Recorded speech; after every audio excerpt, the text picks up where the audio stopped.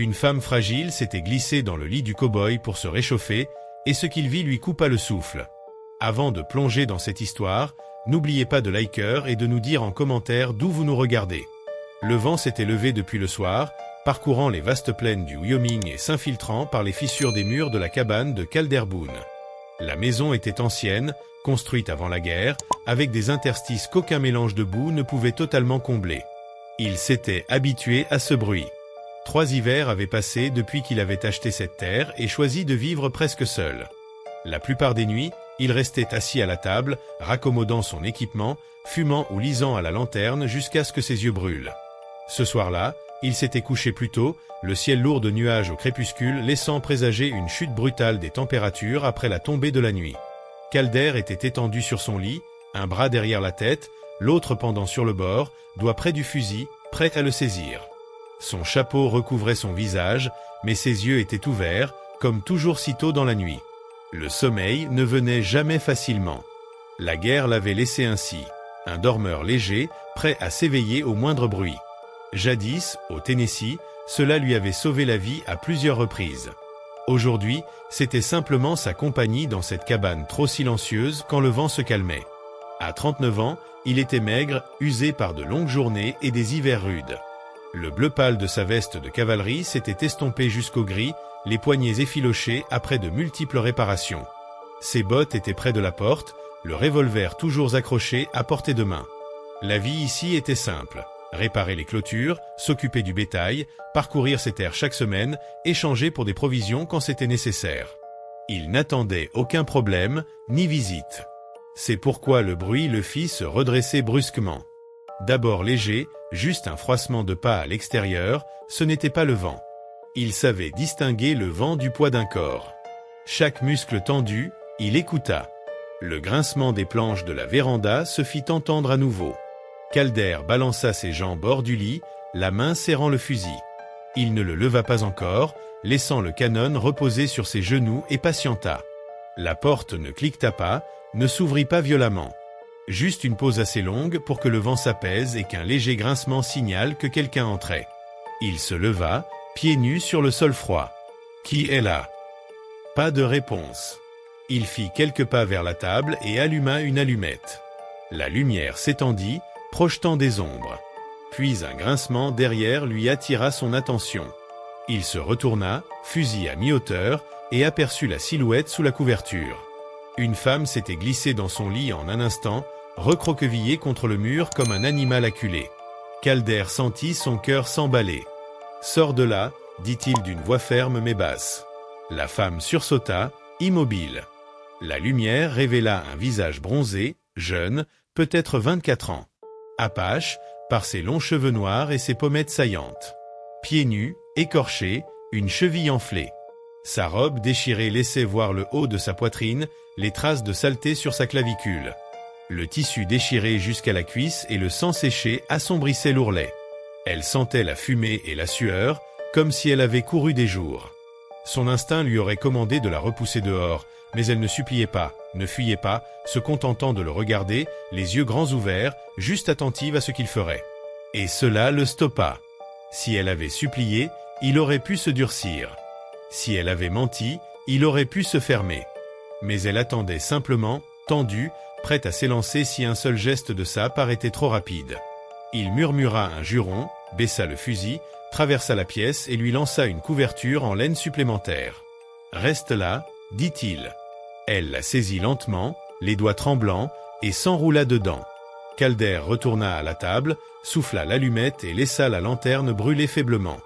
Il s'assit sur le bord du lit, fusil sur les genoux, observant le poêle éteint, écoutant le vent et sa respiration. Ce n'était pas de la peur qu'il ressentait, mais quelque chose de plus complexe. Elle était des ennuis, ça, il le savait. N'importe qui ne surgissait pas ainsi sans attirer d'autres hommes à sa porte. Il aurait pu lui ordonner de partir à l'aube et retrouver la solitude qu'il avait protégée jusqu'ici, mais l'image de ses pieds meurtris et de ses bras couverts de bleu le hantait. Elle avait déjà été dépouillée jusqu'aux os par ce qu'elle fuyait, et il ne pouvait se résoudre à achever le travail. Lorsqu'il se recoucha, le fusil restait à portée, tous ses sens en alerte. Le sommeil vint difficilement, et pour la première fois depuis des années, Calder Boone n'était pas sûr de le vouloir. L'aube grisâtre et mordante le réveilla avant le soleil. Ses yeux se posèrent sur le bord du lit. Elle était encore là, petite silhouette sous la couverture. Ses cheveux sombres en désordre. Il crut un instant qu'elle avait disparu dans la nuit, mais elle remua et s'enroula plus fort. Calder se leva, remit le feu dans le poêle, fit chauffer l'eau pour le café et posa 2 tasses, une près d'elle, l'autre pour lui. « C'est chaud », dit-il. Elle hésita, se défit juste assez de la couverture pour s'approcher. Ses pieds touchèrent le sol, fendus, meurtris, certains coupés assez profondément pour saigner encore. « Rassieds-toi », dit-il plus fort qu'il ne voulait. Elle s'immobilisa et se recroquevilla. Il souffla, posa sa tasse et sortit un petit pot de pommade pour blessures et brûlures. Il s'accroupit près d'elle et soigna ses pieds, en silence, en recouvrant les plaies des bandes de tissu. Sa peau était froide, assez pour qu'il sente à travers ses callosités. Une fois terminé, il rangea le pot. « Tu restes à l'intérieur aujourd'hui, laisse-les guérir. » Pas de réponse, mais elle ne détourna pas le regard. Il lui prépara un bol de haricots, qu'elle mangea lentement, puis plus vite, une fois convaincue qu'il ne reprendrait rien. Après avoir terminé, elle poussa le bol vers lui et murmura « Nia ». Il hocha la tête. « C'est ton nom ?» Elle le répéta doucement, comme pour tester le son. La journée passa dans un silence mal à l'aise. Calder sortit pour vérifier le bétail, réparer la grange, couper du bois. Chaque fois qu'il revenait, elle était déjà là, assise près du feu ou accroupie au sol avec son kit de couture, réparant sa robe avec des points maladroits mais appliqués. Calder l'observa, la poitrine recouverte, la peau encore marquée de boue séchée comme des cicatrices de guerre. « D'où viens-tu » demanda-t-il. « Du sud » répondit-elle après une longue pause. « Quelqu'un te poursuit. » Elle hocha légèrement la tête. Calder sentit la tension s'installer. « Tu peux rester pour l'instant, mais s'ils arrivent, tu fais ce que je te dis. »« Compris. » Elle acquiesça. Cette nuit-là, il céda le lit à la jeune femme et se coucha par terre près de la porte, fusil à portée. Il ne lui faisait pas encore totalement confiance, mais il ne pouvait pas la laisser dehors, avec ses pieds meurtris et des hommes potentiellement derrière elle. Il s'allongea, entendant sa respiration régulière sous la couverture, prêt à intervenir à la moindre alerte. Avec un meilleur jugement, Calder sentit une partie de la tension dans sa poitrine se relâcher. Pour la première fois depuis la guerre, la cabane ne lui semblait pas complètement vide. Le vent s'était calmé pendant la nuit, laissant derrière lui un froid sec et un ciel pâle. Le matin suivant, il se leva silencieusement pour ne pas la réveiller, alluma le poêle et sortit avec son café pour scruter l'horizon. La cour était vide, à l'exception du bétail regroupé près de la clôture. Aucune trace, aucun cavalier. Pour l'instant, ils étaient seuls. Lorsqu'il retourna à l'intérieur, Nia était assise sur la couchette, une couverture sur les épaules. Ses cheveux étaient rassemblés en une tresse grossière et elle semblait un peu moins fantomatique que la veille. Ses pieds étaient encore bandés, mais elle avait réussi à enlever la majeure partie de la saleté sur ses bras et son visage grâce à la bassine près de la porte. « Tu peux utiliser plus d'eau si tu en as besoin », lui dit Calder en désignant le seau. Elle le regarda, versa un peu d'eau dans ses mains et se frotta le cou et la clavicule. Sa peau, bronzée, portait des ecchymoses légères qui commençaient à jaunir. Il détourna le regard, s'occupant du pot de haricots de la veille, mais l'image resta gravée dans son esprit. Après le petit déjeuner, il examina à nouveau ses pieds. Les coupures se refermaient, mais restaient sensibles. « Tu peux marcher un peu, » dit-il, « mais pas loin. » Elle acquiesça et, contre toute attente, commença à l'aider aux tâches quotidiennes. D'abord en boitant lourdement, elle refusa de s'asseoir. Elle apporta du bois au poêle, balaya le sol avec un petit balai trouvé contre le mur et rangea proprement la vaisselle. Calder l'observa un moment, marteau à la main après avoir réparé la charnière lâche de la porte. « Tu as déjà fait ça avant », finit-il par dire. Elle le regarda. « Entretenir un lieu » précisa-t-il. Sa bouche se serra. « Famille partie », répondit-elle simplement, puis retourna à sa tâche. C'était tout ce qu'elle donnait, mais c'était plus que ce qu'elle lui avait offert auparavant. Ces mots firent naître quelque chose en lui. Ce dont elle fuyait ne s'était pas contenté de la frapper et de la laisser pieds nus, cela lui avait tout pris. Plus tard, lorsque le soleil monta, elle s'accroupit près du feu pour coudre à nouveau. Cette fois, ce n'était pas sa robe, mais l'une de ses chemises, réparant une déchirure causée par un fil barbelé une semaine plus tôt. Calder resta dans l'embrasure de la porte à la regarder. Ses poings étaient irréguliers, mais stables, et elle fronçait les sourcils chaque fois que l'aiguille coinçait. Il demanda « Tu sais te servir d'une aiguille et d'un fil correctement ?» Elle haussa les épaules « Maman m'a appris. » « Pas parfaite, avoua-t-elle en montrant la couture de travers. « Ça tiendra, » dit Calder, surpris de presque sourire. La journée continua ainsi, tranquille, mais sans cette tension pesante d'avant. Elle commença à se déplacer dans la cabane comme si elle y appartenait, même si elle ne s'éloignait jamais beaucoup du feu. Vers le soir, Calder sellait le cheval pour vérifier la clôture nord. Nia resta dans l'encadrement de la porte. « Reste à l'intérieur, » dit-il. « Barre la porte jusqu'à mon retour. » Elle fronça légèrement les sourcils, puis acquiesça. 1 heure plus tard, à son retour, la lanterne était allumée et la porte verrouillée comme il l'avait demandé. Elle la déverrouilla à son arrivée et recula pour le laisser entrer. Un petit pot de haricots chauffait sur le poêle, elle avait alimenté le feu sans qu'on le lui demande. Ils mangèrent ensemble, parlant peu, se passant le sel et le pain sans hésitation. Après, Calder sortit son fusil pour le nettoyer sur la table. Nia, assise en tailleur sur le sol, l'observait calmement. « Des hommes sont venus ?» demanda-t-elle. « Pas aujourd'hui, » répondit Calder. « Mais si c'est le cas, je le saurai. » Elle acquiesça, puis resta silencieuse longtemps. « Pourquoi te veulent-ils » demanda-t-il enfin. Ses yeux croisèrent les siens. « Pas eux, » répondit-elle, « ce ne sont pas mes gens. » Cela expliquait la peur dans ses yeux la nuit où elle s'était glissée sous sa couverture et pourquoi elle n'était pas retournée au sud. « Tu restes ici jusqu'à ce que tes pieds guérissent, » dit Calder fermement. « On verra le reste après. » Ses épaules se détendirent. Elle serra la couverture autour d'elle et s'approcha du feu, esquissant pour la première fois un léger sourire. Plus tard, lorsqu'il attisa le feu, elle ne monta pas immédiatement sur la couchette, restant près des braises à coudre jusqu'à ce que ses yeux s'alourdissent. Quand elle s'allongea enfin, elle ne se recroquevilla pas aussi loin de lui qu'avant. Calder resta éveillé, écoutant le vent et le doux souffle de sa respiration. Pour un homme ayant passé des années seulement avec le bétail, c'était étrange d'avoir une autre personne dans la cabane, mais cela ne lui semblait plus une intrusion, plutôt le début de quelque chose qu'il n'était pas prêt à nommer. L'aube suivante, froide mais lumineuse, Calder se leva tôt comme toujours et trouva Nia déjà éveillée, assise sur le bord de la couchette, la couverture sur les épaules. Elle avait observé le feu jusqu'aux braises. « As-tu assez dormi ?» demanda Calder en enfilant ses bottes. Elle haussa une épaule et le regarda. « Assez », répondit-elle d'une voix basse mais plus assurée. Il acquiesça et prépara le café. Au moment où il bouillait, il sortit un peu de jerky et le posa sur la table avec le reste du pain. Elle s'installa en face de lui, pour la première fois sans garder ses distances. Après le petit déjeuner, Calder examina de nouveau ses pieds. Les coupures se refermaient bien et l'enflure avait presque disparu. « Tu marcheras mieux aujourd'hui, » dit-il en rebondant. Elle esquissa un léger sourire. « Bien, » dit-elle. La matinée passa en silence. Calder fenda du bois dehors tandis que Nia regroupait les petits morceaux près du poêle.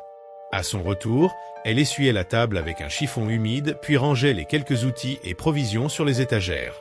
Elle ne passait plus le temps, elle organisait l'espace à sa manière. À midi, Calder sellait le cheval et lui proposa « Viens avec moi, doucement, juste jusqu'au pâturage sud. » Elle hésita, puis suivit. Il la fit monter derrière la selle, prenant soin de ses pieds, et ils partirent sous un ciel bleu pâle. Le vent était froid, mais elle restait droite, tenant légèrement son manteau. Calder en profita pour vérifier la clôture, s'arrêtant une fois pour resserrer un fil lâche. Nia restait silencieuse, observant l'horizon avec attention. De retour à la cabane, elle l'aida à desceller le cheval, secoua la couverture et rangea le tout. Ses mouvements étaient sûrs, moins prudents, et Calder se surprit à la regarder plus longtemps qu'il ne l'aurait dû. Le soir, après le dîner, la cabane était chaude et embaumait le bois et les haricots. Calder nettoyait son revolver, tâche familière qui laissait son esprit vagabonder. Il se souvenait de la façon dont elle avait tenu le cheval, de son attention aux moindres détails de la cour. Il s'attendait presque à ce qu'elle parte le premier jour où elle pourrait marcher, mais elle était restée. Assise sur la couchette, elle l'observait. « Tu devrais être près du feu, » dit-il. Elle secoua lentement la tête, sans froideur. Calder resta un long moment avant de s'asseoir au bord de la couchette. L'air entre eux était chargé, silencieux mais plein. « Tu comptes rester ?» demanda-t-il enfin. Elle baissa le regard un long moment avant de le relever. « Si je peux, souffla-t-elle doucement. Cela l'apaisa. « Alors reste, dit-il. » L'ombre d'un sourire apparut sur ses lèvres. Elle se rapprocha encore, prudente, comme en attendant son autorisation. Calder ne dit rien. Sa tête se posa contre son épaule et il resta immobile, laissant la chaleur d'un autre corps remplir la cabane. Le feu crépitait, le vent secouait les volets, mais pour la première fois, Calder ne ressentit plus l'oppression dans sa poitrine. Quand elle bougea pour se coucher, il ne prit pas la couchette, mais resta assis jusqu'à ce qu'elle s'endorme, écoutant son souffle régulier. Plus tard, il attisa le feu et se coucha près d'elle, respectant l'espace mais suffisamment proche pour sentir la chaleur de son corps. Cette nuit-là, le sommeil vint plus facilement, et pour la première fois depuis son arrivée, Calder ne rêva ni de guerre ni de pièces vides. Le dégel arriva lentement cette semaine-là, avec des journées assez chaudes pour ramollir la terre et des nuits encore glaciales. La cabane sentait la terre humide et le bois, et Calder laissa le feu brûler plus longtemps pour chasser le froid. Chaque matin, il trouvait Nia déjà éveillée, assise près du poêle, la couverture sur les épaules, les cheveux libres dans le dos. Elle avait commencé à bouger dans la cabane avec plus d'assurance, marquant peu à peu son territoire. Avec une nouvelle détermination, elle ne attendait plus qu'il lui dise quoi faire. Elle balayait le sol, aéralisait la literie et empilait le bois avant même qu'il n'ait chaussé ses bottes. Un matin, alors qu'elle essorait le chiffon qu'elle avait utilisé pour nettoyer la table, Calder se surprit à la regarder, fasciné par la courbe de son dos et le balancement de ses cheveux lorsqu'elle se penchait. Il détourna rapidement le regard, enfila son manteau et sortit pour se vider la tête. La cour était détrempée, la boue collant à ses bottes alors qu'il longeait la clôture. Chaque poteau vérifié lui rappelait que le monde extérieur à cette cabane n'avait pas changé. Il y avait encore des hommes qui pourraient la chercher. Et si cela arrivait, ce serait aussi son combat. À son retour, elle était accroupie près du feu, recousant un trou au genou de son pantalon de travail. Elle leva les yeux et, pour la première fois, Calder ne vit aucune peur sur son visage. « Tu es trop », dit-elle doucement. Il répondit par un court grognement qui ressemblait presque à un rire. « Quelqu'un doit bien l'être. » Ses lèvres esquissèrent un sourire, puis elle retourna à sa couture. Après le dîner, Calder affûtait son couteau tandis que Nia peignait ses cheveux près du feu. Ils étaient encore humides et brillants, tombant le long de son dos. La cabane paraissait étrangement silencieuse. « Tu as déjà pensé à partir ?» demanda-t-il soudain, surpris par ses propres mots. Les mains de Nia s'immobilisèrent. Elle tourna la tête vers lui. « Retourner vers le sud ? Peut-être retrouver les tiens. » Son regard se baissa. « Il ne reste plus personne, murmura-t-elle. Tous partis. » Calder posa son couteau et répondit calmement « Alors tu restes ici jusqu'à ce que tu décides autrement. » Elle hocha la tête une seule fois, comme si c'était suffisant, et reprit son brossage de cheveux. Lorsqu'il fut temps de préparer le lit, Calder hésita avant de dérouler son matelas au sol. Depuis son arrivée, il lui avait toujours laissé le lit de camp. Mais quelque chose dans son regard l'avait fait s'arrêter. « Tu peux prendre le lit de camp, » dit-il enfin, en lui désignant l'endroit. Nia secoua lentement la tête, puis fit quelque chose qu'elle n'avait jamais fait. Elle se plaça sur le lit de camp, laissant un espace pour lui. Calder resta un moment immobile, puis éteignit la lanterne, posa son revolver à portée et se glissa sur son côté du lit. L'espace entre eux semblait chargé, l'air chaud malgré le froid qui s'infiltrait dans les murs. Au fil du temps, Nia se rapprocha sous la couverture, sa main effleurant le bras de Calder. Son cœur battait la chamade, mais il ne se retira pas. « Tu es en sécurité » murmura-t-elle. « Toi aussi » répondit-il simplement. Ils restèrent ainsi longtemps. Le silence n'était plus pesant, mais rempli d'une chose que Calder n'avait pas ressentie depuis des années. Les jours suivants s'installèrent dans une routine presque apaisante. Calder entretenait les clôtures, empilait le bois et surveillait le bétail, tandis que Nia gardait la cabane chaude, préparait des repas simples mais réguliers et réparait tout ce qui devait l'être. Quand il revenait du froid, elle était toujours là, silencieuse mais présente, accomplissant ses tâches avec détermination. Le partage du lit de camp était devenu naturel. La nuit, lorsqu'il se glissait sous les couvertures, Calder la sentait respirer contre lui. Parfois, Il se réveillait avant l'aube, découvrant ses cheveux sur son épaule, sa main près de sa poitrine.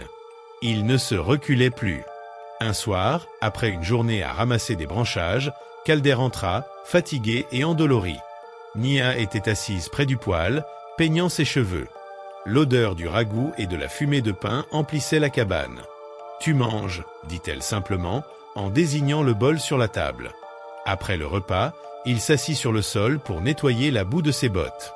Nia le rejoignit, assise en tailleur en face de lui. « Tu es silencieux ce soir », remarqua-t-elle. « Je réfléchis », répondit-il.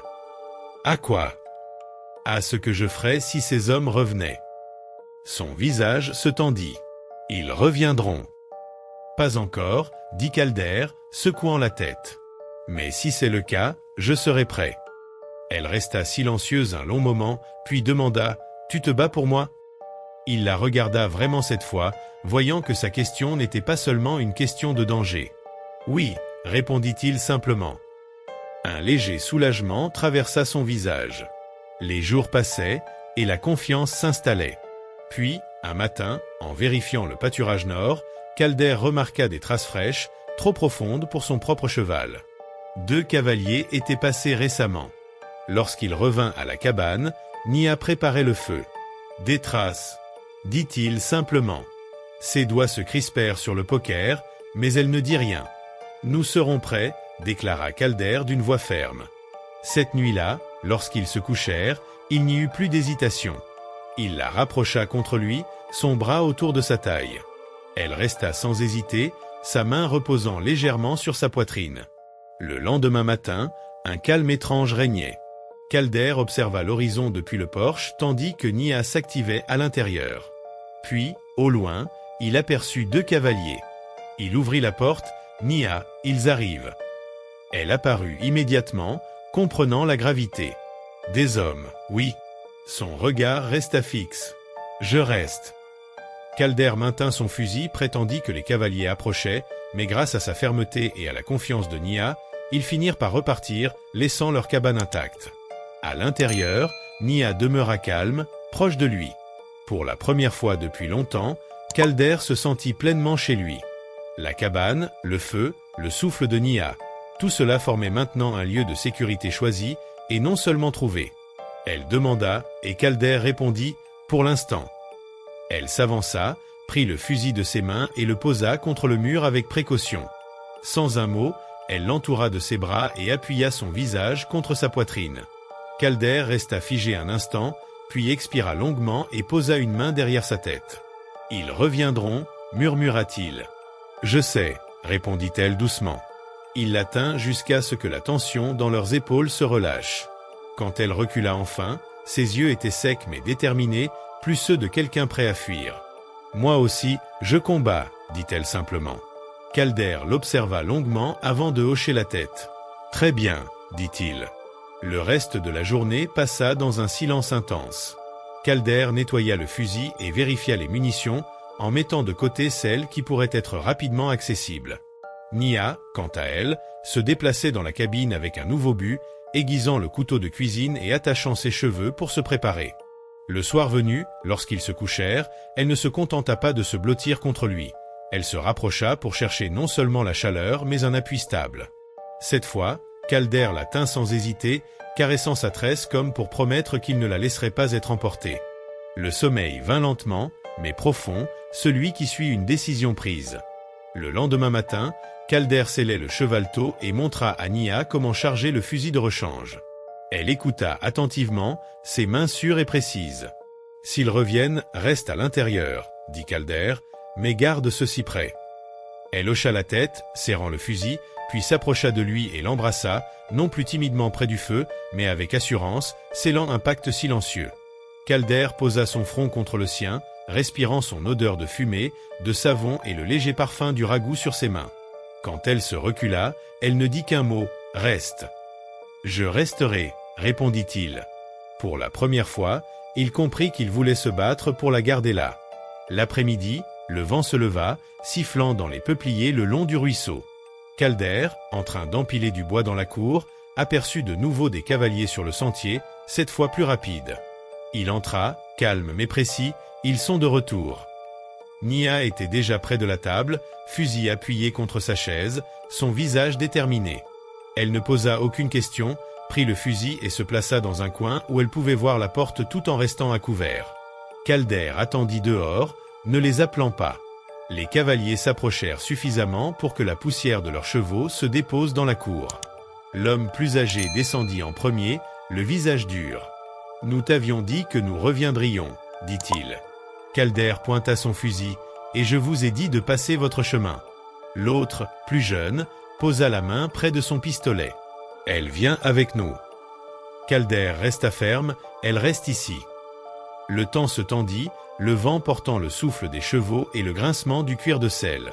L'homme plus âgé descendit de cheval, Calder arma son fusil avec un clic net. « Ne fais pas ça, » prévint-il.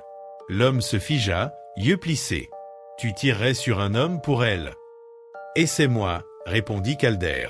Le plus jeune grogna et fit demi-tour. L'homme plus âgé les observa encore un instant, cracha par terre, remonta à cheval. « Tu t'attires des ennuis, Boone, » dit-il. Calder ne répondit pas, tenant son fusil jusqu'à ce qu'il soit hors de vue. À l'intérieur, Nia tenait toujours son fusil, les mains fermes mais les yeux écarquillés. « Ils sont partis ?» demanda-t-elle. « Pour l'instant, » répondit Calder. Elle posa le fusil et s'approcha de lui pour l'embrasser avec intensité, partageant enfin tout ce qu'ils avaient retenu depuis des semaines. Peur, soulagement et l'urgence de profiter de chaque instant. Ils restèrent proches, respirant ensemble dans l'obscurité, Calder le front contre le sien. « Tu es en sécurité, » murmura-t-il. « Avec toi, » répondit-elle. La nuit suivante, ils partagèrent à nouveau le lit sans hésitation. La matinée suivante, Calder sortit avant le lever du soleil pour vérifier la clôture et le sentier. Nia avait déjà allumé le feu et préparé le café. Ils passèrent la journée à se préparer, empilant du bois, vérifiant les munitions et entretenant le fusil. Lorsque les cavaliers apparurent de nouveau, ils étaient 3. Calder sortit et annonça « 3 cette fois ». Nia resta calme, « Je reste ». Les hommes entrèrent dans la cour, mais Calder resta ferme et pointa son fusil, mettant fin à toute menace. Finalement, les cavaliers se retirèrent, laissant la cour silencieuse.